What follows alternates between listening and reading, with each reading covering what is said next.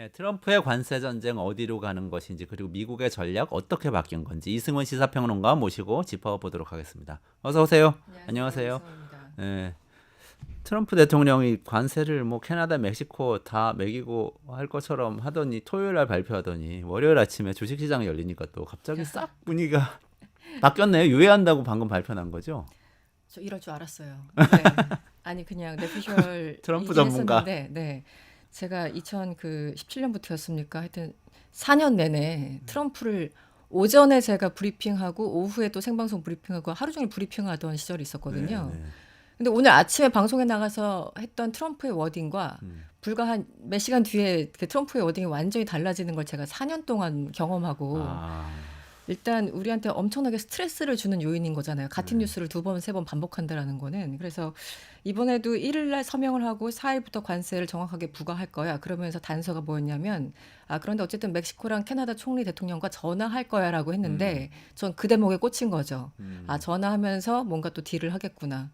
근데 오늘 아, 아침에 일어나 보니까 다 브레이킹 뉴스로 나왔더라고요. 네. 그래서 아. 한번 속았기 때문에 약간 전화할 거라는 얘기를 처음 했었나요? 이 그때 1일 중간에서. 날 관세 그거 행정명령에 서명을 한 건 1일이고 네. 4일부터 부과한다고 했는데 2일 현지 시간 2일인가 하여튼 통화할 거라는 그 워딩이 어. 나왔어요. 그래서 뭐가 있다 싶었죠. 네. 아, 이번에도 아, 역시 그렇습니다. 이제부터 어쨌든 트럼프 얘기는 계속 좀 전해주세요. 진짜 전문가시네요. 그럼 행간이 아니라 뭐라고 해야지? 말꼬리를 네. 딱 파악해서 예측을 하는 그리고 전문성을 보여주시는. 네, 제가 그때 스토커였거든요. 트럼프 스토커. 그리고 진짜 19년에도 그 상황이 있었어요. 19년도에 어쨌든 멕시코한테 뭐 지금 그때도 똑같았어요. 이민자 문제나 이런 거 제대로 하지 않으면 5%씩 올려가지고 25%까지 올릴 거야라고 2019년인가에도 경고를 했는데 또 전화 한 통화하고 서울 우리 이제 딜 끝났다. 그래서 이제 관세 부과하지 않기로. 그러니까 이미 한번 1기 때 경험들이 있기 때문에 2기 때도 약간은 예측 가능할 수도 있다는 생각이 들고 이번에도 마찬가지였죠. 어쨌든 4일부터 멕시코, 캐나다 그리고 중국에 대해서 이제 관세를 10% 부과하기로 했다가 이제 어제 밤사이에 우리 시간으로 전화를 하고 멕시코에 이어서 캐나다도 일단 앨리스트 30일이니까 최소한 30일을 유예하겠다라고 얘기를 했거든요. 그럼 더 할 수도 있는 네, 더 거네요. 할 수도 있죠. 그러니까 딱 30일이 아니라 앨리스트니까 최소 30일인 겁니다. 그래서 일단 통화한 거 봤더니 양쪽 내용이 비슷해요. 뭐 어쨌든 국경 문제 그리고 마약 문제 이거 두 가지가 가장 핵심적이었고 이것이 미국의 안보를 위협한다라고 안보 문제로 치환했잖아요. 그래서 부과하기로 했는데 일단 멕시코 대통령과 캐나다 그 트리도 그 총리와 통화를 해서 어쨌든 뭐 국경선 짜르를 만들고 뭐 만 명의 어떤 국경 수비대를 이제 그 거기에 이제 파견을 해서 마약 문제 그리고 불법 이민자 문제를 제대로 해결하겠다라고 어쨌든 그 합의를 했어요. 그래서 30일 뒤에 또 어떻게 될지 한번 봐야 될 것 같은데 일단 캐나다와 멕시코는 급한 불을 끈 건 맞고 네. 아마 트럼프는 이걸 원했을 겁니다. 내가 결국 전화 한 통하고 이렇게 위협했더니 주변에 있는 나라들이 결국 내 말을 따랐다. 그러니까 국내적인 이제 그 국내 어디언스한테 얘기를 하는 거죠. 유권자들한테. 그래서 우리가 또 한 번 승리했다. 이런 어떤 시나리오를 만들려고 하는 그 과정이었던 것 같고 이번에도 어쨌든 딱 보이는 시나리오긴 하지만 트럼프가 그 레파토리대로 가는 것 같습니다. 그러니까 미국에서 실제로 사시는 분들은 그 마약 걱정이 굉장히 많으세요. 그래서 트럼프가 계속 펜타닐 얘기를 하면서 명분을 삼는데 그게 국내에서는 상당히 호소력이 있는 것 같더라고요. 심각한 문제긴 해요. 왜냐하면 제가 조금 전에도 다시 한번 통계를 찾아봤는데 지금 특히 이제 펜타닐 관련해 가지고 사망한 사람이 거의 11만 명이에요. 그것도 2022년 기준. 네. 그래서 이게 2016년부터 쭉 통계가 있어서 2022년까지 나왔는데 계속 증가하고 있어요. 굉장히 압도적인 숫자로. 그래서 실질적으로 약물 과다 복용으로 사망한 10명 가운데 9명이 펜타닐 관련된 거고 실제 펜타닐과 관련해서 사망한 사람이 뭐 11만 명이니까 지금 더 늘었을 가능성이 있죠. 그리고 제가 그 사실은 이제 펜타닐 관련해 가지고 얼마 전에 영상 제작할 일이 있어 가지고 열심히 찾아봤는데 실제 내부에서는 이게 상당히 위협 이고 또 특히 이제 저소득층 사이에서 쉽게 구할 수 있는 약이니까 싼 가격으로 그래서 사망자가 더 늘어나는 그 비율이 더 높아지고 있다고 하죠. 네. 그래서 위협은 위협 맞습니다. 네. 젊은 분들이 많이 또 사용을 하겠죠. 젊은 사람도 그렇고 저소득층 그렇고 그러니까 저소득층, 다른 소위 말하는 청년. 비싼 마약 미국은 이제 약간 좀 접근성이 떨어지니까 그건 또 뭐 연예인들이나 뭐 유명한 그렇죠. 분들이 하시는 거고 네. 그거 아니고 저소득층 젊은이들이 많이 사용하는 네, 네, 네. 마약이다. 그러면은 대중적 호소력은 있겠어요. 그렇습니다. 부모들이나 뭐 얼마나 걱정이 많겠어요. 네, 네. 당장 주변에서 이걸로 이제 죽어간 사람들을 본 사람들이 있을 테니까 그 호소력은 분명히 있습니다. 그걸 명분으로 지금 멕시코, 캐나다한테 네. 자꾸 국경 봉쇄해라 관세 매기겠다 그랬던 거죠. 그랬죠. 그래서 실제 그 지난 1일 트럼프가 어쨌든 서명한 그 행정명령이 있을 거잖아요. 그 법안 이름이 이거예요. 공식적으로 북부 국경에서의 불법 마약 흐름에 대응하기 위한 관세 부과. 이게 공식 이름이에요. 그 안에 불법 마약 흐름이라고 그게 들어갑니다. 네. 아예 공식적으로 그걸 표방을 했군요. 그렇습니다. 네. 근데 우리는 어쨌든 멀리서 볼 땐 이런 생각은 있었어요. 뭐 중국을 때리고 이런 거는 뭐 당연히 그럴 거라 생각했는데 취임하자마자 첫 번째로 하필이면 캐나다와 멕시코, 캐나다는 우리는 미국하고 뭐 거의 같은 나라 아니야? 이렇게 생각할 정도로 가까운 나라고. 그렇죠. 멕시코는 많은 멕시코 출신 이민자들이 미국에 실제로 살고 있고. 그렇죠. 이런 나라고 또 새 나라는 옛날 나프타 때부터 사실상 관세 없는 같은 경제 구역처럼 운영되던 맞습니다. 그런 나라인데 네. 제일 먼저 때렸어요. 왜 그런 거죠? 그러니까 저는 이게 또 트럼프식이라고 봐요. 뭐 동맹도 때린다. 뭐 적국은 당연한 거고, 그러니까 약간 시범 케이스라고 우리 하잖아요. 시범 케이스. 가장 가까이에, 그러니까 지리적으로도 가장 가깝고, 그리고 동맹이라고 하는데 때린다는 건 그러면 앞으로 안 때릴 사람 없다는 일종의 경고인 거죠. 그래서 저는 확실하게 시범 케이스라고 보고 있고, 실제 아까 말씀하신 것처럼 내부적으로 이제 불법 이민자 문제나 페탈 문제는 실제 어떤 그 안보를 위협하는 문제라고 그렇게 규정을 했기 때문에 그걸 밀어붙이면 유권자들로부터 호응받을 가능성이 굉장히 높죠. 네. 그래서 국내 정치용도 그렇고 여러 가지 면에서 트럼프가 뭐 반드시 쓸만한 카드였던 건 맞습니다. 그런데 어쨌든 지금 멕시코, 캐나다는 미국 전체 수입의 한 28%를 차지한다고 해요. 미국에서 수입하는 전체 액수의 28%. 30% 가까이를 멕시코, 그렇죠. 캐나다에서 수입하는군요. 그러니까 이게 어마어마하죠. 그리고 중국 같은 경우는 지금 2018년에 한 19%였는데 그때부터 싸웠잖아요. 관세 전쟁. 그래서 쭉 내려서 지금 한 13.5%? 그러니까 합하면 그래도 40%가 넘죠. 28 플러스 13. 그러니까 40%가 넘는데 이 세 나라만 콕 집어도 미국 수입의 40%에 해당하는 엄청난 거예요, 사실은. 그래서 이 전쟁이 미국 내부적으로도 굉장히 마음먹고 해야 되는 거기 때문에 쉽게 할 수는 없는 거겠죠. 그러니까 네. 중국보다 사실은 캐나다, 멕시코 합치면 훨씬 커요. 크네요. 네, 네. 근데 이게 또 문제가 말이죠. 멕시코만 해도 우리나라 삼성전자, LG전자 공장이 다 나가 있거든요. 그렇죠. 현지 네. 공장에서 그러니까 멕시코로부터 수입한 거라고는 하지만 사실은 삼성, LG 텔레비전, 세탁기 뭐 이런 게 네, 다 많죠. 들어간단 말이죠. 네, 네. 그럼 이제 멕시코에 관세를 매긴다는 건 사실상 우리 같은 처지에 있는 많은 우방 수출국들을 관세 매긴 대상으로 하겠다는 거죠. 하겠다는 거를 시범적으로 보여주는 거죠. 네. 심지어 멕시코나 이런 캐나다에는 미국 기업들 들어가 있잖아요. 미국 기업이 미국이 아니라 멕시코나 캐나다에 공장 지어서 거기서 이제 수출하는 그러니까 어쨌든 자국 기업에도 영향이 있고 어쨌든 미국 기업에 영향이 있는 게 우리한테 중요한 게 아니라 우리나라의 영향도 상당히 크다는 말씀을 드릴 수 있을 것 같아요. 네. 근데 이게 우리나라 미국하고 한미 FTA 맺으면서 관세 같은 걸 서로 이렇게 최애국 대우 해주고 사실상 제로 관세로 하기로 뭐 이렇게 원칙적으로 그렇게 하고는 있는데 멕시코하고 캐나다도 사실 자유무역 협정 미국하고 맺고 있잖아요. 네네. 옛날에 나프타부터 지금 이름이 바뀌었죠. 지금은 미국, 멕시코, 캐나다 간 자유무역 협정이라고 그래서 USMCA. 그러니까 네네. 그 국가들의 앞 글자를 딴 거죠. USM 멕시코 같고. 네.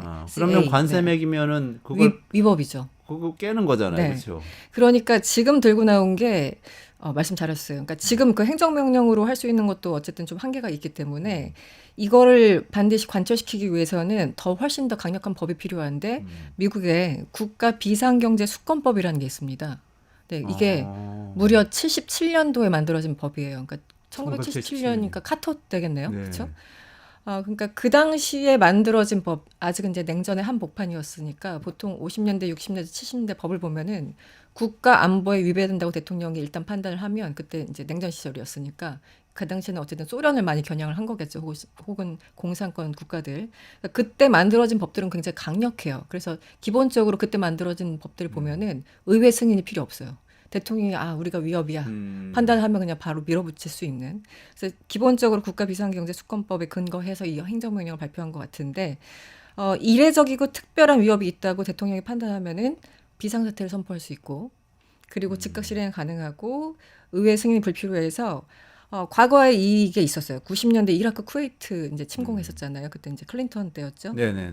그전 부시였구나. 부시 때죠, 네네네. 부시. 부시 때. 네, 아버지 부시. 아버지 부시 때. 그리고 14년에 이제 크림반도 병합 그때 있었고 뭐 북한 베네수엘라 이런 그러니까 소위 말하는 적성국이나 전쟁 위기 상황에서 이 그 수권법을 발동했는데 이번에는 멕시코와 캐나다를 향해서 한마디로 동맹 향해서 하는 거니까 아까 초반에 말씀드린 대로 동맹이고 적군이고 지금 다 필요 없다. 내가 그냥 위협이라고 생각하면 고한다. 이게 지금 트럼프의 스탠스인 것 같아요. 그러니까 그걸 먼저 선포를 하고 음. 그 취임하자마자 선포했었던 거죠. 그게. 수권 뭐 비상사태를 이제 비상사태를 선포를 네. 하고 그 다음에 관세 부과 행정명령을 네네네. 이런 순서로 이번에 행정명령. 이번에 행정명령으로 네, 가고 와 그리고 뭐 어쨌든 뭐 합법적으로 하고 있는 거긴 하네요. 합법적으로는 그렇죠. 합법적인 그런데 틀 안에서 그 이제 사실은 경제 논리를 보면 뭐 더 잘 아시겠지만 이게 내부자 그 미국 안에 있는 유권자들 일반 시민들한테도 해가 뭐 가잖아요. 그거는 네. 이미 지난 그 해리스랑 트럼프가 싸울 때 그때부터 여러 가지 네. 보고서를 통해서 해리스가 지금 추구하는 정책을 하면 이만큼 적자고 트럼프는 그거보다 한 3배 더 적자야. 뭐 여러 가지 얘기가 나왔었는데 이번에도 이제 마찬가지예요. 그럼 왜 이렇게 하는 걸까? 근데 아무리 생각해도 그런 것 같아요. 그러니까 지금 정책은 모르겠고 일단 정치적인 승리를 맛보고 싶은 것 같아요. 네. 이 트럼프 입장에서 어쨌든 나를 뽑아준 유권자를 향해서 뭔가 이렇게 소구하고 싶은 여러 가지들이 있는데 가장 와닿는 게 이 관세가 아닌가라는 그래요? 생각을 하는 것 같아요. 왜냐면 자기도 보고서 볼 거잖아요. 네네. 그런데 이제 보호무역이나 어떤 관세를 하면은 국내 소비자한테 부담이 되고 이게 뭐 인플레로 연결되고 뭐 계속 이제 연쇄작용들이 있잖아요. 그럼에도 불구하고 지금 정책은 일단 두 번째 그 우선순위고 정치가 첫 번째 우선순위로 올라온 게 아닌가라는 생각이 듭니다. 네. 정책보다 정치다. 저는 월스트리트 저널 보니까 이거 월스트리트 저널은 사실은 굉장히 보수적인 보수적이죠. 매체고 트럼프를 지지한 매체라고 볼 수도 사실상 있어요. 지지했죠. 사실상. 네, 그리고 네, 칼럼이 뭐 굉장히 마가 칼럼도 굉장히 많이 나오는 매체인데 네. 이번에 이 관세 정책은 비판을 많이 하더라고요. 그래서 미국 내 반응은 어떤가 좀 궁금했어요. 미국의 언론이나 또 전문가들 반응이 좀 있나요? 지금 일단 미국 노조들이 먼저 반응했어요. 아. 노조들이 반응하고 말씀하신 것처럼 미국 언론들도 당연히 그 비판을 했는데 뭐 이제 뉴욕 타임즈나 워싱턴 포스트는 당연히 어떤 얘기를 했을지 아실 테고 지금 말씀하신 사실상 트럼프를 지지했던 보수 진영의 그 보수지가 어떻게 얘기를 했나 월스트리트 저널이 가장 강력한 언어일 수도 있어요. 역사상 가장 어리석은 무역 전쟁이다. 이렇게 했어요. 역사상 가장 어리석은 무역 전쟁. 네, 다른 데가 아니라 월스트리트 저널에서 어리석은 네, 덤인가? 역사상 가장 어리석대. 그러니까 그 대공황 이후에 뭐 1930년에 있었던 그 뭐 관세법 뭐 이런 것도 있었지만 그럼에도 불구하고 이게 가장 어리석다라고 굉장히 얘기를 세게 한 건데 월스트리트 저널에 이렇습니다. 아니 중국은 차치하고서라도 이웃 국가들 향한 트럼프의 이 같은 경제적 공격에 대해서 정당화하는 논리는 전혀 설득력이 없다. 그리고 마약은 단지 구실에 불과한 것으로 보인다. 트럼프는 관세 자체를 선호한다는 점을 분명히 해왔기 때문이다. 그러니까 보통은 이제 관세가 뭔가 협상의 수단이어야 되는 거잖아요. 근데 수단이 아니라 관세 자체가 그 목표다. 왜냐하면 유권자들한테 어필하기 위해서. 그러니까 월스트리트 저널 같이 보수지 그리고 경제에 굉장히 민감한 이런 저널들도 반응을 하고 있고 그리고 지금 거의 그 트럼프가 지지하는 그런 정책을 실제 보면은 거의 쇄국 정책에 가까울 텐데 물론 그런 단어를 쓴 건 아닙니다. 하지만 그런 북의 제도를 보면은 우리가 살기를 원하는 그런 세계가 아니다. 트럼프도 곧 깨달을 것이다. 이런 걸 월스트리트에서 썼고 블룸버그도 우려를 했죠. 이런 관세 부과가 북미 지역의 긴밀히 통합된 석유 시장을 교란시킬 것이다. 왜냐면 미국 유권자들은 딴 거 다 모르겠고 가스비가 가장 중요하잖아요. 그 주유할 때 뭐 거기 가스라고 부르죠. 근데 이제 석유 시장 워낙 그 캐나다도 그렇고 그 서로 얽혀 있는 게 많잖아요. 그래서 25% 관세 부과한다고 했는데 예외적으로 캐나다 석유 제품, 에너지 제품에 대해서는 10%라고 또 이제 예외 조항을 해놨거든요. 네, 네. 그것만 쏙 빼가지고 10이고 나머지 다 25야. 그러니까 그만큼 에너지에 대해서 민감하다는 거죠. 그래서 그걸 짚은 것 같습니다. 그럼에도 불구하고 지금 석유 시장을 교란시킬 것이다라는 게 블룸버그 1일 기사였어요. 그 얘기들 종합해 보면 미국 사람들한테도 고통이 올 수 있다는 거잖아요. 물가가 그렇죠. 오를 수 있다는 이야기인 것 같은데 네. 실제로 지금 말씀하셨던 그 유가 오른다는 것부터 시작해서 네, 네. 미국인들한테 부담이 된다는 얘기들도 많이 나오지 않아요? 많이 있죠. 그래서 이제 예를 들어 투자은행 ING 같은 경우는 이제 뉴욕 타임즈와 거기 이제 수석 그 경제학자가 인터뷰를 했는데 이코노미스트가. 이코노미스트가 이제 딴 거는 뭐 숫자가 너무 많이 나오니까 헷갈리니까 그냥 이 얘기를 한 거예요. 4인 가구 기준 미국 한 가정에 연평균 3,342달러. 그러니까 우리나라 돈으로 지금 환율로 한 480만 원 정도 되는데 연평균 이 정도 소비자 부담으로 그냥 그대로 들어갈 것이다. 1년에 480만 원 부담이 네, 늘어날 늘어난다 것이다. 한 네. 가구당. 와. 지금 뭐 인플레이션 때문에 바이든은 그렇게 욕하고 유권자는 또 트럼프 뽑아주고 이랬는데 야 트럼프 관세 정책 아니야 너네 그 가계 부담 한 500달러 더 늘어날 거야 뭐 이렇게 500만 원 정도 늘어날 거야 이렇게 수입할 얘기를 때 하니까 세금을 붙이면 물가도 같이 올리게 오르니까. 되니까 같이 네. 오르니까 그렇다는 얘기죠. 네, 수입 물가가 어쨌든 수입업자한테 부과되니까 25%가 남 얘기가 아니죠. 오늘 1불 주고 사던 거 내일 뭐 1.5불 된다는 거 예를 들면 그렇게 된다는 거죠. 저 흥미로운 조사를 봤어요. 뭐죠? 미국인들 대상으로 여론조사를 했는데 그 관세에 대해서 잘못 이해하는 사람이 절반이래요. 미국 국민들 중에. 어떻게 잘못 이해하냐면 외국 기업이 내는 거다. 아, 그러니까 그래서 삼성전자 제품에 관세 매기면 네. 냉장고 관세 매기면 삼성전자가 내는 거를 이해하는 사람이 절반 정도 된다는 거예요. 그럴 수도 있겠다. 수입하는 사람이 내는 거잖아요. 우리가 아마존에서 해외 직구해가지고 물건 사면 내가 관세 내고 그렇죠. 다들 들어올 때. 수령해야 되잖아요. 네네. 근데 그거 이해 못하는 사람이 절반이나 된대. 그래서 트럼프 뽑았구나. 그래서 뽑은 것 같은데.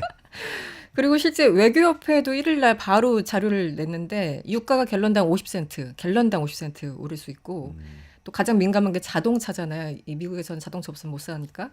자동차 제조사들, 그러니까 미국 자동차 제조사들 생산 비용이 대당 최대 3,000달러씩 오를 수 있다고 전망을 했어요. 와, 미국 외교협회에서. 뭐 450만 원 오를 수 있다. 그 뭐 이런 정도죠. 거잖아요. 지금 환율로 뭐 1,400, 대당. 1,500 정도. 그리고 이제 이런 뭐 자동차 가스비도 그렇지만 당장 먹고 사는 게 굉장히 중요한데 멕시코는 이제 가깝기도 하고 워낙 이제 농산물들이 풍부하다 보니까 화해, 꽃 같은 거, 그 채소류 이런 걸 수입을 엄청나게 많이 해요. 그러니까 당장 우리 그 식탁에 올라가는 음식 그 자체가 굉장히 비싸지는 거예요. 그러니까 이 보고서들이 딴 거 뭐 화학 제품 이런 거 다 어려우니까 필요 없고 네 식탁 위에 올라갈 그 음식이 비싸질 거고 매일마다 자동차에 기름 넣어야 되는데 그거 비싸질 거야. 그 경고를 하고 있는 겁니다. 아. 네. 근데 트럼프는 이거 몰라요? 이렇게 가면은 자기 지지율 떨어질 수도 있는데. 알죠. 네. 그래서 물어봤어요. 기자들이 그것도 안 물어볼 리 없잖아요. 우리나라 기자들은 별로 질문 안 하지만 미국 기자들은 질문 열심히 합니다. 그래서 야 그러면은 당장 우리 소비자들이 부담인데 어떻게 할 거야? 그랬더니 트럼프가 2일날 그때 어디 비행기 그 비행기 타고 있었나? 단기적으로는 약간의 고통이 있을 수 있으나 우리 국민들은 이해할 거다. 미국은 사실상 전 세계 거의 모든 국가로부터 갈취당해왔다. 그러니까 립드 오프 다 막 베껴 먹었다 막 이런 표현을 굉장히 많이 쓰거든요. 그러니까 갈취당했다는 표현을 다시 썼어요 이번에도. 네, 그래서 일단은 지금 뭐 여러 가지, 그러니까 이거는 경제적인 논리라기보다 아까 왜 정책보다 정치라고 했던 것처럼 네네네. 유권자들한테 그렇게 관세가 뭐 오르면 어떻게 될 거야가 아니라 그냥 한번 맛을 보여주겠다 이런 거죠. 화풀이 대상인 거예요 한마디로. 그래서 잠깐 고통이 있을 수 있지만 나를 뽑아주는 이 수많은 과반 이상의 유권자들은 참아줄 거야라는 레토릭을 계속 이제 얘기를 하는 거고 네. 나를 또 지지해 달라라고 이제 얘기를 하는 거겠죠. 그래서 뭐 세계은행도 사실은 이제 그 지난 1월이었습니까? 세계전망 보고서 나왔었는데 미국이 딱 10%만 지금처럼 25%가 아니라 10% 보편 관세를 부과하더라도 그래서 다른 나라도 같이 이제 보복에 나설 거잖아요. 그러면은 올해 세계 경제 성장률이 한 0.3%포인트 내려갈 거라고 얘기했거든요. 전체적으로도 안 좋다. 전체적으로 안 좋다. 안 좋다는 네. 얘기네요. 네. 뭐 이렇게 되면 우리나라에도 영향이 크겠죠, 당연히. 크죠. 그래서 사실은 이제 지금 뭐 오바마 때도 한번 그랬었고 트럼프 때도 그렇고 우리 한미 FTA 계속 이제 개정 해가지고 네네네. 어쨌든 이제 수정을 해왔던 거잖아요. 그럼에도 불구하고 본인이 했던 것에도 불구하고 이게 다 필요 없다라는 거죠. 아까 말씀하신 것처럼 그 나프타 이후에 그 협정도 지금 다 필요 없는 것처럼. 네. 지금은 관세 이제 한미 간의 그 FTA 때문에 그 예외적으로 몇 개 농산물이나 이런 거를 제외하고는 거의 관세를 부과하지 않고 있죠. 그리고 네. 아주 저율로만 부과하고 있는데 지금 트럼프가 그 캠페인 내내 그랬잖아요. 보통 이제 10%뭐 보편관세 부과할 거야. 전 세계적으로. 네. 나중에는 이제 해리스랑 한참 경쟁할 때 아니 20%까지 부과할 거야. 뭐 이런 얘기가 나왔잖아요. 중국 60%할 네. 거다. 뭐 이런 얘기 나왔었죠. 그런데 이제 좀 냉정하게 봐야 되는 건 어쨌든 우리가 멕시코랑 캐나다를 저렇게 때리는데 우리나라는 가만히 있을까? 아니죠. 2023년 기준 보면은 우리가 미국과 교역에서 사상 최대 또 무역 흑자를 봤네요. 네. 아, 그래요? 444억 달러 아. 무역 수지 흑자를 냈어요. 네. 그러니까 눈에 가시죠. 네, 트럼프 입장에서는 어. 일단 야 1위부터 10위까지 좀 가져와봐. 우리 뽑아가는 사람들 누구야? 뭐 이렇게 명단을 작성하라고 했겠죠. 그래서 실제 4월 1일까지 뭐 여러 가지 보고서를 내라고 지금 지시한 상황인데 어쨌든 지금 그 상황이고 저희 표가 아까 준비돼 있을까요? 모르겠는데 그 이제 미국 입장에서 봤을 때 네, 표 무역 보여주시죠. 네. 나와 있네요. 이제 네. 무역 적자국 미국 입장에서 봤을 때 무역 적자국이 있는데 우리나라가 8위예요. 8위.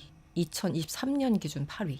미국이 적자를 적자를 보고 보는 있는 나라. 액수로. 네. 아. 그러니까 뭐 딱 그냥 관념적으로 아시겠지만 중국에서 확실히 무역 적자를 많이 보고 네, 있죠. 네. 그다음에 멕시코. 보시겠지만 멕시코, 베트남, 독일 쭉 베트남, 가다가 독일.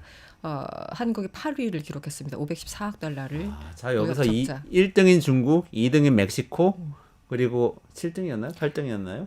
한국은 캐나다 있어요. 캐나다 아까 6위. 6위, 6등. 캐나다 맞았고 네. 독일은 EU잖아. EU 때리겠다고 했잖아요. 네, 그러니까 네. 독일까지 맞았어. 그러면 앞으로 이제 베트남, 일본, 한국이 어떻게 될 거냐? 베트남, 그러니까요. 일본, 한국, 대만, 동아시아네요. 그렇습니다. 아, 그래서 이제 발빠른 게 우리나라는 지금 이지영이 됐지만 그 윤모 씨 때문에 지금 일본 총리랑 다음 주인가요? 그 정상회담 한다는 거 아닙니까? 아. 네, 그래서 지금 미국은 일본은 굉장히 발빠르게 움직이고 있어요. 그러네요. 트럼프가 그 17년에 당선됐을 때 그때도 그 당시는 아베 총리였죠. 예, 제일 먼저 가서 당선자도 만나고 이제 공식적으로 대통령 돼서도 또 만나고 해서 계속 뭔가 작업을 해서 본인들한테 유리하게 어떤 구도를 이끌어 갔는데 우리나라는 그때나 지금이나 뭘 하고 있는지를 지금 모르겠습니다. 특히 지금은 아무것도 못 하고 있는 상황이고요. 네. 그래서 이제 민간 기업들이 가가지고 미국하고 접촉하고 있잖아요. 지금 나라 행정부가 네. 거의 마비 상태니까. 네.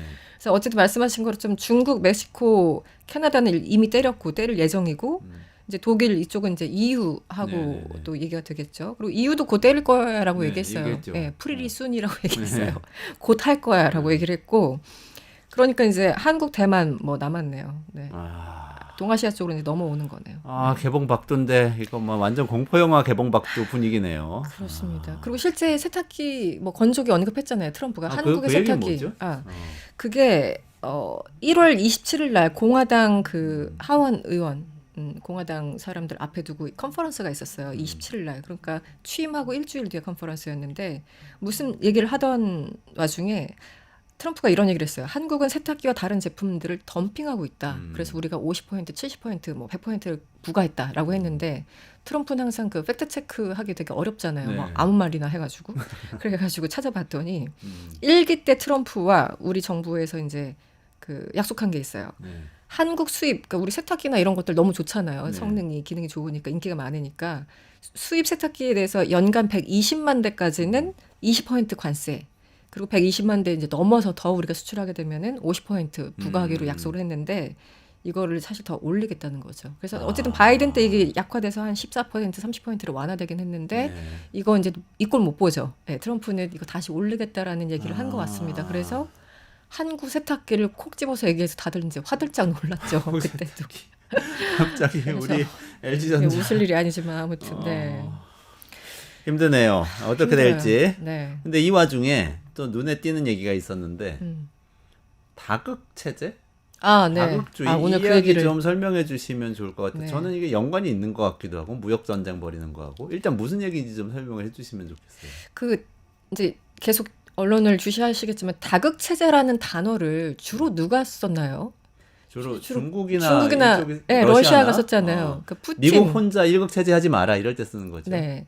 너 혼자 잘난 게 아니야. 같이 먹고 살자. 그래서 중국, 러시아, 푸틴, 시진핑이 맨날 기회만 있으면 다극 체제, 뭐 멀티폴러 월드, 뭐 이런 얘기를 했었는데. 그러니까 자기들도 하나씩의 극이라는 거죠. 네. 그러니까 소위 말하는 내 구역 침범하지 말고 우리 구역 나눠서 각각 지역 그냥 패권국으로 살자 뭐 이런 거예요. 그런 니네도 거네요. 지금 쇠락하고 있잖니 뭐 이런 얘기인데 그래서 어쨌든 치고 올라가는 그 라이징 파워 같은 중국 입장에서는 뭐 그럴 수 있죠. 항상 세계 2등 국가라는 게 그랬으니까. 그런데 이게 이제 트럼프가 얘기하는 모든 게 이제 다극 체제를 사실상 인정한 것이 아닌가라는 얘기를 했지 생각은 들지만 그 워딩은 쓰지 않았어요. 일종의 금기어. 뭐 일종 제가 생각하기에 약간 청개누설 뭐 약간 뭐 이런 건데 중국이나 쓰는 말 이런 거. 그렇죠. 그리고 우리가 쇠락한다는 걸 인정해야 되는 거잖아요. 그래서 캠페인 내내 저 막 아까 그 인공지능까지 찾아봤는데 그 워딩을 실질적으로 트럼프가 한 적이 없는데 글쎄 그 마르코 루비오 이번 신임 국무장관이 네네네.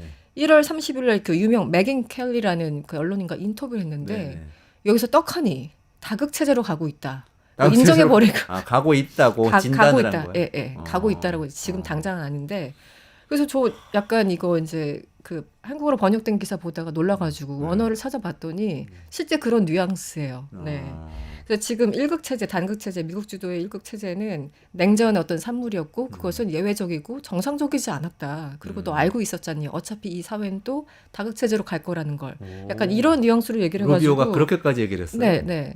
그래서 국무장관이 이 단어를 입에 언급한다고? 막 그래서 굉장히 좀 놀랐는데 저는 개인적으로 놀랐어요. 네. 그러면서 지금 보다시피 중국과 러시아가 있고 또 우리는 이란이나 뭐 북한 이런 러거 스테이트를 상대해야 된다 이러면서 대화가 넘어가긴 했는데 뭐 깊이 언급한 건 아닌데 뉘앙스가 지금 이 일극 체제가 아니 그냥 단극 체제 그냥 냉전 때문에 어쩔 수 없이 그냥 된 거고 어쩌다 보니까 된 거고 그걸 뭐 이렇게 탓한다기보다는 그러다 보니까 우리가 계속 퍼주기 하고 그럴 수밖에 없었다라는 약간의 그 애통한 심정을 얘기하다가 이렇게 얘기가 전개가 된 거예요.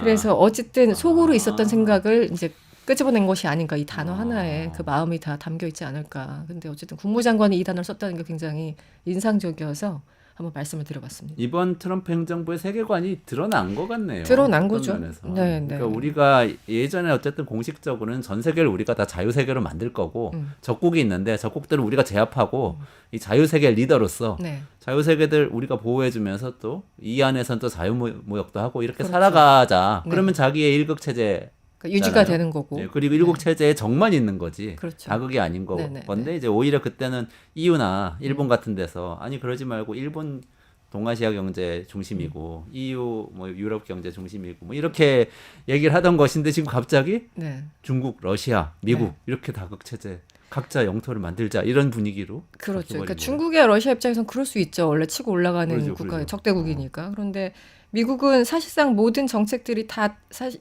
그 세계 초강대국 그리고 일극 체제의 어떤 리더로서의 그 역할을 포기하겠다, 경찰 국가로서를 포기했다고 말은 해왔지만 네. 어쨌든 이 단어는 쓰진 않았었어요. 아. 그런데 다른 사람도 아니고 국무장관이 이 단어를 꺼내버리니까 덜컥. 그래서 트럼프도 네. 이런 얘기 한 적이 있어요, 근데?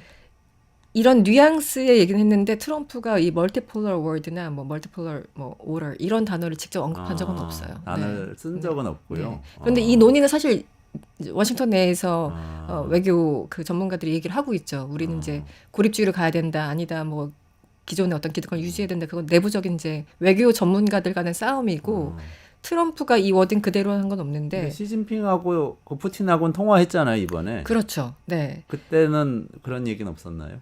그때는 러시아와 중국이 통화를 한 거였으니까 당연히 있었죠. 아, 그들이 얘기를 그들 한 얘기. 아하. 그러니까 푸틴하고 시진핑이 딱 그 취임식이 트럼프 취임식이 20일이었는데 그 다음 날 전화로 통화를 했어요. 네. 그래서 푸틴과 이제 시진핑이 우리 잘해보자. 야, 트럼프 진짜 왔어. 뭐 이런 거겠죠. 아.